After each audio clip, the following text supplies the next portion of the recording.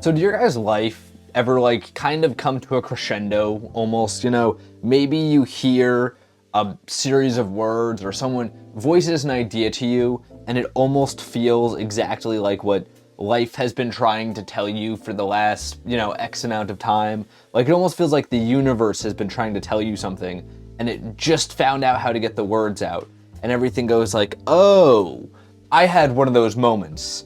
And I mean, it's weird the way I even put it just there, because I wouldn't say these moments for me are ever like, moments as much as it's like a week or two of time where it's like, oh wait, this is the way that things are going. This is how I need to move. And these are the realizations I needed to come to learn this lesson for myself. And I want to actually emphasize that right off the bat. I feel like, you need to learn these lessons on your own sometimes. I don't think these are lessons that can be learned from books or from, other people, mentors, YouTube, school, whatever it may be. Because, I feel like these are lessons, these crescendos are more things that come to tell you how you need to move in life, more so than they're telling you, a fun fact or something that is just good or true, This is all to say that for me, I think it's a lesson of delayed gratification and integrity. And, I think maybe I would have found this lesson a little bit sooner if I wasn't stubborn, if I didn't have all these biases that I hold. Because, I've been hearing the term delayed gratification for, a year now. It's been, the biggest thing ever. And, I've always found it so dumb, mainly because of, if I'm being honest, the guy saying it, I've seen a lot of advice from people going, practice delayed gratification. And it's what does that mean? You know what I mean? Is it really delayed gratification if you're I have the opportunity right now to wait till 2 p.m. to eat this sandwich. I'm gonna wait. That's not real to me, So I really didn't think I got what it meant until today when I was watching some video essay kind of thing. I was watching it while I was headed somewhere.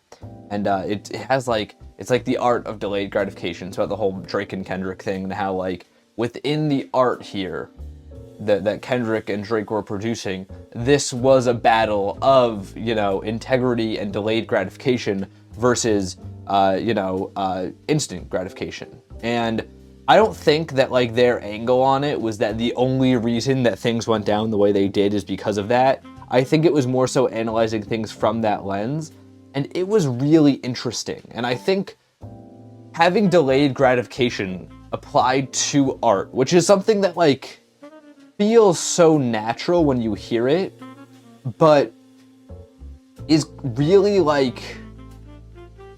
kind of a weird way of doing things, isn't it? When you hear that delayed gratification is getting applied to this big cultural event in the last year, it's oh, I could see that. That almost makes some sense of how things worked out, But art is never really thought of in these terms. Art's never really thought of in these binaries of, waiting till then or doing it right now. That's such a weird way to look at art, even though it makes perfect sense. And I guess that kind of is why it works so well, right? Because it's a little bit, that's art always has a fun way of doing that, where it's oh, that didn't make any sense, but the words were just you put that so perfectly that it now did. And it almost felt this last year, this is what I've been working up towards, where it was oh, I don't need to practice delayed gratification in terms of the dumb example I had before of I'm gonna wait till 2 p.m. to eat this sandwich to show restraint, to show delayed gratification. I think I need to practice it in terms of with my art, with what I do online and with YouTube and all that. I feel and this is actually going to be kind of repeating some of the lessons from Paint&Talk 31. Take your ego out of your art. One of my favorite episodes, by the way, just a little fun fact. Where I think it was one of the same lessons, just I've had it voiced to me now in a more applicable way. Where it's what I've been trying to do this last year is eat as many vegetables as possible, rather than trying to cultivate a beautiful garden, And this is, of course, with an analogy of my art, with my life, of I think, and I think this is also kind of a natural thing, I'm fairly young, I'm a young adult, so I think this happens a lot when you're this age, where it's like, I kind of want it all right now, and I do. I mean, even as I say this, even as I've learned these lessons of how I should be moving, you know, I want it all right now. If you offered to me right now, I would take it, you know what I mean? The life I want to build, all these things. But I realize that that's not how it's gonna work, you know what I mean? And maybe me even saying that, of me going like, I would still take it all right now if you offered it to me, shows that I haven't really learned the lesson well enough yet. And this is actually part of the reason why, if you look at my main channel now, I privated all the shorts, and I privated all the videos except 4, because I realized, like, what I've been doing is I've been churning out stuff, right? And partially that's due to the fact that I do work at like a pretty good pace. I love doing this. I've never understood like the whole grind thing. This is something I think I want to talk about soon, actually, in a Paint and Talk, because like the whole idea, maybe tomorrow I will, who knows, of the whole like, oh, work all the time. I never really was like that, but I've always been working so hard on all these things that you guys see because I love them. Like I do. I just genuinely find so much pleasure in doing what I do online, on making these things. But I did turn it into this idea of like, I want to get something out on this schedule, I want to do it this way, right? And I think because of that, it has led to me having a worse output than I would if I applied my same work ethic to making something great. And I think that incidentally, over the last year, like I said, I have 4 videos that remain unprivated. I think those 4 videos are actually really good. I do. I think those 4 videos are 4 solid videos where I'm like, this is what I want to do. This is fully what I wanted to make in that moment, and I will stand on these videos 100%. But I think I could have had 8 of those videos if I sacrificed the other 20, if I sacrificed the other, well, let me do the math here, the other 18 that I made last year. You know what I mean? I wanted to make 26 videos last year. I wanted to make a video every other week, which was a very good goal, but I should have admitted that, like, or maybe I needed to do that to get to where I am right now, where I can be like, oh, that's not how I should have been doing that. It should have been, take your time, work with that same vigor, work with that same work ethic. You know, I think that's the trouble about deadlines, right? Is because they're a limiter, and, you know, they're also kind of what you need in terms of, like, you want to get things out as soon as possible, but you also, like sometimes you need them to get it out as soon as possible because it'll take forever, or you'll go too slow if you don't. But at the same time,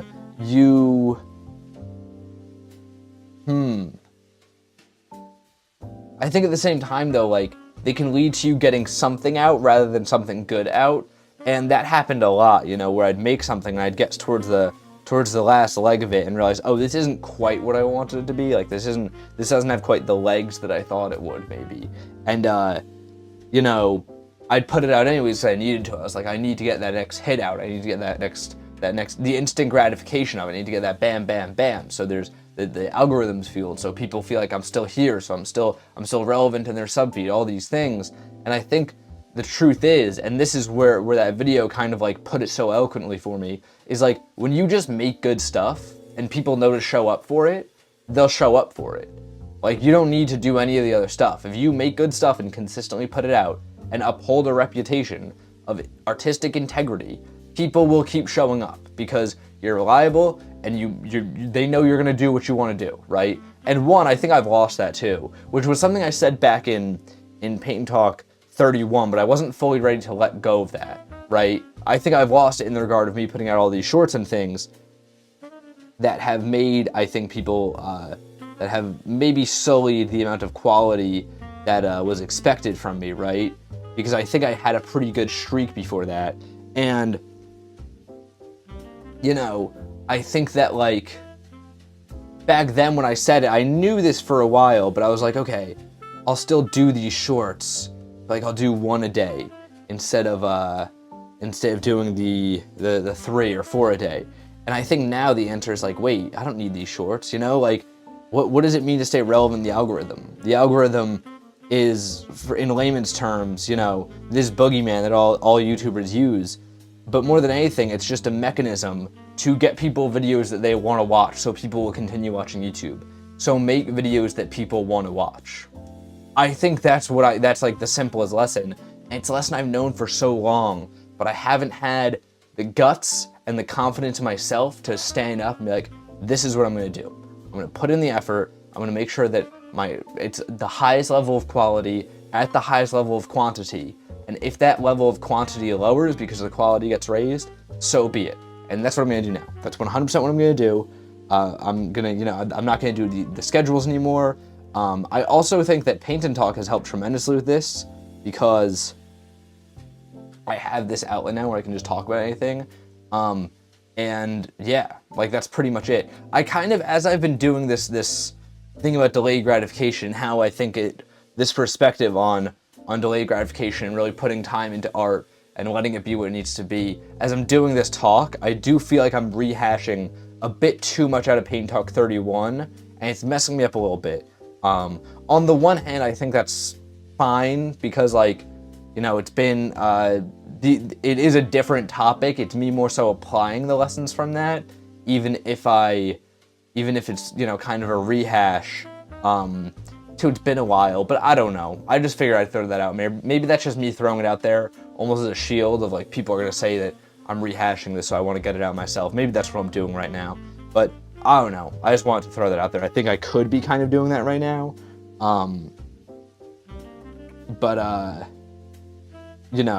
Either way, that's how I feel about things, and that's how I want to start applying delayed gratification. I think I've also learned it in this series, you know what I mean? Of like putting things out that maybe aren't quite as good, even just because it's like the journey is this in general. And I think this has definitely helped me learn that a little bit. The painting is done though. I wanted, and this is just bad because this isn't the right brush. Like I thought the brush would work. I thought it'd be thin enough. It's not. What I wanted to do, so oftentimes as I edit these, I think one of the benefits of this is that I get to watch myself paint when I run it back, right? And I think one of the benefits of that is like I can see sometimes a painting and go, wait, I should have gone that direction with it. I think it's like actually pretty beneficial to me learning how to paint. Sometimes what happens is I get into the construction of something, like the line work or the skeleton, before I put on a face or anything like that. And I'm like, wait, like that looks way cooler than when I finished it. Partially because I don't have the skills to make a fully rendered piece, so I think sometimes it looks better before I kind of mess it up myself. Full clarity. But also sometimes because I do like the look of something deconstructed. So I want to try and paint that. And I think that's something I want to experiment with, is painting things halfway and seeing like just how I feel about that. Like seeing just like, okay, this is not a full painting, but I think having some construction left to it is more interesting than if it was a full painting. I think that could be interesting. I think there's something in there. I've also been really into deconstruction, like showing the nuts and bolts behind things lately, just like artistically on a design level too. So this could be some of that seeping into the paintings. But anyways, I hope you guys enjoyed. It's not good, but it's an angle, you know what I mean? So there's the excuse for why the painting is bad today. You guys know the deal. Go check it out over on the Instagram to see what I just said, reiterated in typed form, and hopefully put a little bit more eloquently. And until tomorrow, guys, gals, and pals, my name is Max Dice. This has been Paint&Talk 58. I'm here every morning, painting and talking with you all.